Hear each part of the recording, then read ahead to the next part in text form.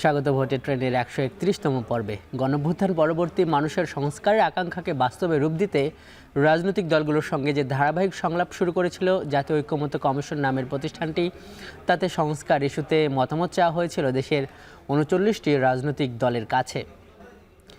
ইসলামী আন্দোলন নামের ধর্মভিত্তিক দলটি 32 নম্বর দল হিসাবে আজ মতামত জমা দিয়েছে সংশ্লিষ্ট কমিশনে। আজকে ভোটের ট্রেনের ভোট রাজনীতির পাশাপাশি আলোচনা করব রাষ্ট্র সংস্কারের দলগুলোর প্রস্তাব, সংস্কারের ভবিষ্যৎ আসছে, নির্বাচন নেই। থাকবেন ইসলামী আন্দোলনের একজন নেতা। আপনার সঙ্গে আছি আমি আজহার লিমন। আজ জাতীয় ঐক্যমত্য কমিশনে সংস্কার নিয়ে প্রস্তাব পেশ করেছেন বাংলাদেশ ইসলামী আন্দোলন। এরই একজন নেতা আজ আমাদের সঙ্গে ভোটের ট্রেনে যুক্ত হবেন, তার সঙ্গে আলোচনায় যাব। তবে তার আগে চলুন দেখে নেই যে বড় দাগে কমিশনের কাছে ইসলামী আন্দোলন কি কি প্রস্তাব দিয়েছে সেইগুলো। আমরা যেটি দেখছি যে কমিশনের কাছে ইসলামী আন্দোলন 182টি যে সংস্কার প্রস্তাব ছিল, এর মধ্যে 125টি প্রস্তাবের সঙ্গে একমত হয়েছে। বড় দাগে আমরা যে বিষয়গুলো দেখতে পাচ্ছি এখানে উল্লেখযোগ্য প্রস্তাবের মধ্যে আছে যে ইসলামী আন্দোলন চাইছে যে বাংলাদেশের নাম বাংলাদেশ পিপলস ওয়েলফেয়ার স্টেট বা বাংলাদেশ জনকল্যাণ রাষ্ট্র হোক। দ্বিতীয়ত তারা 4টি একটা মৌলিক প্রস্তাব করেছেন তাদের ভাষায়। এর মধ্যে আছে জাতীয়ভাবে আত্মশুদ্ধি প্রথমত, দ্বিতীয়ত আছে জবাবদিহিতা, তৃতীয়ত শরিয়া আইনের প্রবর্তন এবং সংখ্যানুপাতিক নির্বাচনের জন্য তারা প্রস্তাব করেছেন। এগুলো তারা বলছে তাদের মৌলিক 4 প্রস্তাব। এছাড়া তারা বলছে যে দ্বিকক্ষ বিশিষ্ট সংসদের জন্য যে প্রস্তাব আছে সংবিধান সংস্কার কমিশনের, সেটি যাতে এই নির্বাচনের আগেই বাস্তবায়ন করা হয় এবং রাষ্ট্রপতির ক্ষমতায়ও তারা একটা ভারসাম্য চেয়েছেন। এই ক্ষেত্রে সরাসরি জনগণের ভোটে রাষ্ট্রপতি নির্বাচনের কথা তারা বলেছে। আমরা এগুলো নিয়ে আলোচনা করব আজকের ভোটের ট্রেনে। দেখছেন ভোটের ট্রেন। স্বাগত, দেখছেন ভোটের ট্রেন। আজকের ভোটের ট্রেনে আমাদের সঙ্গে যুক্ত আছেন বাংলাদেশ ইসলামী আন্দোলনের প্রেসিডিয়াম সদস্য অধ্যাপক আশরাফ আলী আকন। আকন ভাই, আপনাকে আরেকবার স্বাগত আমাদের এই ভোটের ট্রেনে। এর কিছুদিন আগে আরেকবার আপনার সঙ্গে আমরা যুক্ত হয়েছিলাম। শুরুতে মানে আপনাদের দেওয়া প্রস্তাবগুলো নিয়ে একটু আলোচনা করি। আজকে তো আপনারা ঐক্যমত্য কমিশনের প্রস্তাবগুলো দিয়েছেন। আমরা দেখলাম যে 182টি সংস্কার প্রস্তাবের মধ্যে 125টির সঙ্গে আপনারা একমত হয়েছেন। আপনারা 4টি মৌলিক প্রস্তাবের কথাও বলেছেন, যেগুলো আমরা দেখালাম একটু আগে। এর মধ্যে সংখ্যানুপাতিক নির্বাচনের কথাও আছে, মানে পিআর পদ্ধতিতে নির্বাচন। মানে এটি আপনারা কবে চান? জানেন যে এখন সংসদ নেই, এসব সংস্কার প্রস্তাব পাশ করার জন্য তো পার্লামেন্ট দরকার।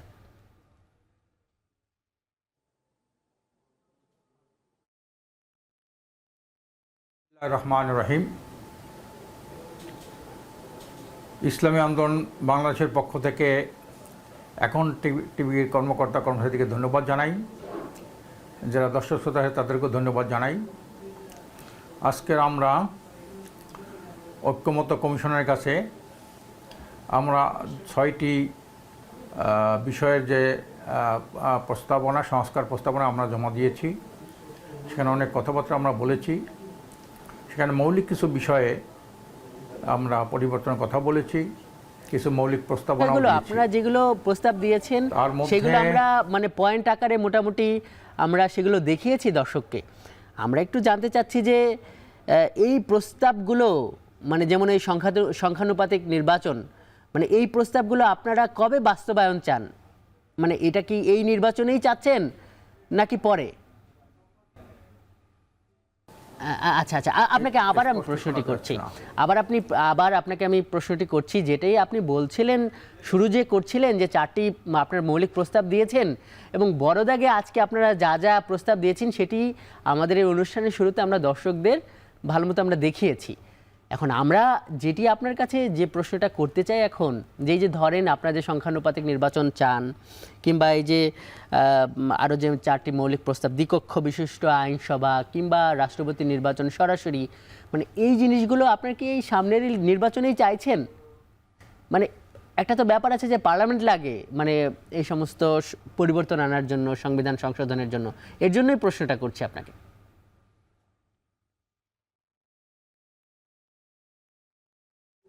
দীর্ঘ 53 বছরে দেখেছি কখনোই রাষ্ট্রের কোনো মূল সংস্কার আসে নাই। নির্বাচনটা একটা জনগণের প্রতারণা মাত্র আমরা দেখেছি। সুষ্ঠু নির্বাচন কখনোই হয় নাই। মানুষের যে মৌলিক অধিকার কখনোই এদেশে প্রতিষ্ঠিত হয় নাই। মানুষ ন্যায় বিচার চায়, সুশাসন চায়, মানব অধিকার চায়, ভোটাধিকার চায়, যানবাহনের নিরাপত্তা চায়, উন্নয়ন চায়, এগুলো কিছুই হয়নি। বরং এগুলোর চেয়ে যারা ক্ষমতায় ছিল, যখন যারা ছিল তাদের উন্নয়ন বেশি হয়েছে। এই জন্য আমরা একটা আগে থেকেই, আমাদের শুরু থেকেই, এই 24শে গণঅভ্যুত্থানের আগেই কিন্তু আমরা রাষ্ট্রের একটা সংস্কারের কথা বলেছি, রাজনীতিতে একটা গুণগত পরিবর্তনের কথা বলেছি, সংবিধান সংশোধনের কথা আমরা বলেছি। 24শে গণঅভ্যুত্থানের পরে আমাদের এই কথাটাকে আমরা বলার একটা নূতন সুযোগ পেয়েছি।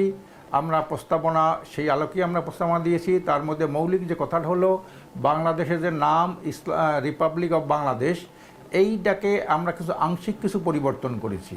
বাংলাদেশ শব্দ ঠিক আছে, সেখানে রিপাবলিক মানে প্রজাতন্ত্র, আমাদের দেশের প্রজা না, তা প্রজা থাকলে সেখানে রাজা থাকে। এই জন্য আমরা এটাকে নাম দিয়েছি পিপলস ওয়েলফেয়ার স্টেট, জনকল্যাণ রাষ্ট্র, বাংলাদেশ জনকল্যাণ রাষ্ট্র। জনকল্যাণ রাষ্ট্র এই জন্য দিয়েছি যে এই নামটা দেখলে পরে কেউ যেন অকল্যাণ করে কোনো চিন্তা, কোনো কর্ম কেউ করতে না পারে। আর এই জনকল্যাণ রাষ্ট্র দ্বারা আরেকটাই হলো যে মানুষ কল্যাণধর্মী, কল্যাণ চায়। কিন্তু রাজনৈতিক দলগুলি তাদের ব্যক্তি স্বার্থের কারণে মানুষ কল্যাণ থেকে অনেকটা পিছিয়ে ছিল। কল্যাণ, মানুষ সত্যিকার অর্থে কল্যাণ অর্জন করতে পারে নাই, দেশটা কোনো উন্নত রাষ্ট্র হয় নাই। এই জন্য আমরা নামটার সংযোজন, বাংলাদেশ ঠিকই আছে, বাংলাদেশের সাথে রিপাবলিকের সাথে, এটা যে নির্বাচন কমিশনই আমাদের দিয়েছিল যে আপনাদের কোনো প্রস্তাবনা থাকলে, আমরা রিপাবলিক অফ বাংলাদেশের পরিবর্তে আমরা বলেছি people's welfare state of Bangladesh, এই কথাটা বলেছি। এটা ওনারা গুরুত্ব সহকারে শুনেছেন, এবার বিবেচনা করার জন্য আমরা অনুরোধ করেছি। এরপরে 4টে মৌলিক বিষয় যেটা না থাকলে একটা জাতি সভ্য জাতিতে পরিণত হতে পারে না, একটা জাতি দেশপ্রেমিক নাগরিকে পরিণত হতে পারে না, একজন রাষ্ট্র শাসকরা জনগণের সেবক হতে পারে না। এই জন্য আমরা 4টে মৌলিক চিন্তাভাবনা করে দেখেছি। এই 4টা মৌলিক জিনিস বাস্তবায়ন না হলে রাষ্ট্র রাষ্ট্রের জায়গায় থাকবে, সরকার সরকার জায়গায় থাকবে, কিন্তু মানুষের মৌলিক কোনো পরিবর্তন আসবে না। এই জন্য আমরা প্রথম বলেছি যে যেটা নির্বাচন এই মানে সংস্কার কমিশনের মধ্যে আছে, একটা সর্বক্ষেত্রে শুদ্ধাচার, মানে আত্মশুদ্ধিমূলক যে একটা কর্মকাণ্ড, এটা তাদের প্রস্তাবে আছে। আমরা সেটাকে বলছি আত্মশুদ্ধি বা শুদ্ধাচার। এই আত্মশুদ্ধি জাতীয় পর্যায়ে আত্মশুদ্ধি হওয়া দরকার। আর আত্মশুদ্ধি একমাত্র হতে পারে ধর্মীয় অনুশাসন সঠিকভাবে পালন করলে। কারণ ধর্ম হলো মানুষের কল্যাণ শিখায়, অকল্যাণ শেখায় না। সকল ধর্মের ধার্মিক মানুষগুলিই কিন্তু দেশ এবং জনগণের বিরুদ্ধে কোনো কর্মকাণ্ড করতে পারে না, মানবতা বিরোধী কোনো অপরাধ করতে পারে না। খুন, ডাকাতি, চুরি, ডাকাতিগুলো একজন ধার্মিক মানুষের পক্ষে সম্ভব না। এই জন্য আমরা বলছি আত্মশুদ্ধির মাধ্যমে জাতীয়ভাবে একটা সভ্য জাতি, শান্তিপ্রিয় জাতিতে পরিণত হবে। এই জন্য আমরা সর্বক্ষেত্রে এই আত্মশুদ্ধির কথা বলেছি। দ্বিতীয় নম্বর যেটা বলেছি সেটা হলো জবাবদিহিতা। জবাবদিহিতা না থাকলে কোনো ভালো কর্ম বাস্তবায়ন করা যায় না। আর জবাবদিহিতা, এখানে এটা আমাদের প্রচলিত একটা কথা আছে, যেটা আমরা জবাবদিহিতা চাই জনগণের কাছে, যে না জনগণের কাছে, জনগণকে ফাঁকি দিয়ে, এই যে ভোটটা তো জনগণের ফাঁকি দিয়েই তো ভোটটা হলো। আপনাদের এই খবরগুলো তো আপনারা ওই ঐকমত্য কমিশনেও বলেছেন, এবং যেটি বললাম যে আপনি তো কিছুক্ষণ পরে জয়েন করেছেন আমাদের অনুষ্ঠানে, এই ব্যাপারগুলো আমরা আগে দর্শকদের দেখিয়েছি। এখন আমরা আপনার কাছ থেকে যে বিষয়টা জানতে চাইছি, যে মৌলিক 4টা প্রস্তাবের মধ্যে এই সংখ্যানুপাতিক নির্বাচন আপনারা চাইছেন, মানে পিয়ার পদ্ধতিতে নির্বাচন চাইছেন, তো এই জিনিসটা, এই যে দাবিটা, এটা আপনারা কবে বাস্তবায়ন চান? এটা কি এই নির্বাচনেই চান, নাকি এর পরের নির্বাচন, যে একটা এই নির্বাচন হয়ে যাক, একটা সরকার আসুক? এইবার যে জাতীয় সংসদ নির্বাচনই কিন্তু এটা চাই, এবং এটা আমরা অর্ডিন্যান্সের মাধ্যমে বাস্তবায়ন করতে চাই। এখন ভাই আপনি আমাদের সঙ্গে আছেন, যেটি আপনি বলছেন যে এটা এই নির্বাচনেই চান, আপনারা তো রাজনীতি করেন এবং আপনারা এটা ভালো মতোই জানেন যে এই যে এখন সংসদ নাই, সংবিধানের মতো মানে একটা বড় ডকুমেন্টে এখানে পরিবর্তন আনতে গেলে তো সংসদ দরকার। তাহলে এখন এই পরিবর্তনটা কেমনে হবে, মানে এই সামনে নির্বাচনটা এই সংখ্যানুপাতে কিভাবে হবে? না, সব সংসদ দরকার না, সংসদ ছাড়াও অর্ডিন্যান্সের মাধ্যমে দেশের কল্যাণে প্রেসিডেন্ট অর্ডিন্যান্সের মাধ্যমে এটা বাস্তবায়ন করতে পারে। এইটা পরে সংসদে এটা পাস করে নেবে। না, সেটা তো ঠিক আছে, কিন্তু এই যে অর্ডিন্যান্স করবে এই সরকার, একটা অর্ডিন্যান্স যে করবে, সেখানেও তো সবার একটা মতামত দরকার। ধরেন আপনারা চাইছেন 39টা রাজনৈতিক দলের মধ্যে 32টা দল তারা মতামত দিয়েছে, কিন্তু বড় বড় যে দলগুলো রয়েছে তারা তো এটি চাইছে না, তাহলে কি হবে? মানে তখন কি সরকার অর্ডিন্যান্স জারি করার মতো একটা শক্তি পাবে? আল্লাহ শুকর, আল্লাহ শুকর, আল্লাহ আল্লাহ জি আল্লাহ আল্লাহ আল্লাহর আল্লাহ শুকর যে বৃহত্তর জামাতে মানে জামাত ইসলাম থেকে শুরু করে সকল দল, যেমন এবি পার্টি, গণ অধিকার, ইসলামী আন্দোলন, খেলাফত মজলিস, খেলাফত, সবাই কিন্তু এই পিআর পদ্ধতি চায়, পিআর পদ্ধতি নির্বাচন চায়। এইটাই হলো সবচেয়ে একটা কার্যকর সংসদ এবং জনমতের সঠিক প্রতিফলন হওয়া জন্য এইটাই হলো উত্তম একটা পদ্ধতি। এবং স্থায়ীভাবে স্বৈরাচার মুক্ত একটা দেশ গড়তে হলে, দুঃশাসন দুর্নীতিমুক্ত একটা দেশ গড়তে হলে এই পিআর পদ্ধতি কোনো বিকল্প নাই।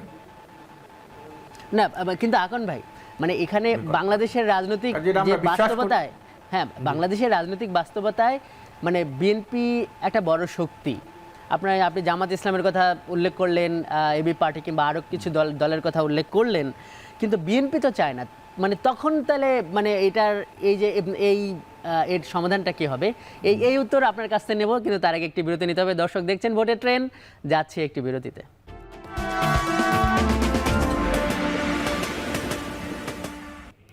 বিরতির পর স্বাগত আরও একবার, দেখছেন ভোটের ট্রেন। আজকে ভোটের ট্রেনে আমাদের সঙ্গে যুক্ত আছেন বাংলাদেশ ইসলামী আন্দোলনের প্রেসিডিয়াম সদস্য অধ্যাপক আশরাফ আলী আকন।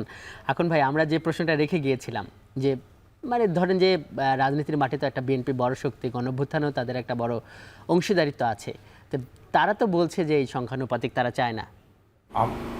আমি চাই না, আমরা তাদের সাথে কথা বলেছি। আপনার একটা কথা জানতে হবে যে এই যে আমরা যে পদ্ধতি নির্বাচনটা করি, যেটাকে বলা হয় FPTP, first pass the post, এই যে অঞ্চল ভিত্তিক প্রার্থী নির্বাচন করে, এইটা ব্রিটিশ প্রবর্তিত। ব্রিটিশ আমলে তারা কিন্তু এই পদ্ধতিটা চালু করে যে অঞ্চল ভিত্তিক, এলাকা ভিত্তিক তারা এইভাবে নির্বাচন করে। 5 জন প্রার্থীর মধ্যে দেখা গেল যে 20% 25% ভোট পাইলে উনি নির্বাচিত হয়ে গেলেন, উনি বিজয় হয়ে গেল। আর 70-75% ভোটের যে ভোট দিল এর কোনো মূল্য থাকলো না। এইটা ব্রিটিশ প্রবর্তিত। ব্রিটিশরা এইটা ভারতবর্ষে এই নির্বাচন চালু করেছিল। ভারত পাকিস্তান হওয়ার পরে পাকিস্তান আমল কিন্তু এই একই পদ্ধতি নির্বাচন হয়েছিল। তার ধারাবাহিকতা আমরা কিন্তু একই পদ্ধতি, এর বাইরে যে একটা সুষ্ঠু জনমত প্রতিফলনের যে একটা পদ্ধতি, এইটা এখনও আমরা এইটা জনগণকে বুঝাইতে পারি নাই, হ্যাঁ, বা জনগণেরা জানে, ওনাদের সাথে পরিচিত না। কিন্তু 24 অভ্যুত্থানের পরে এইটা কিন্তু মার্কেট পেয়েছে।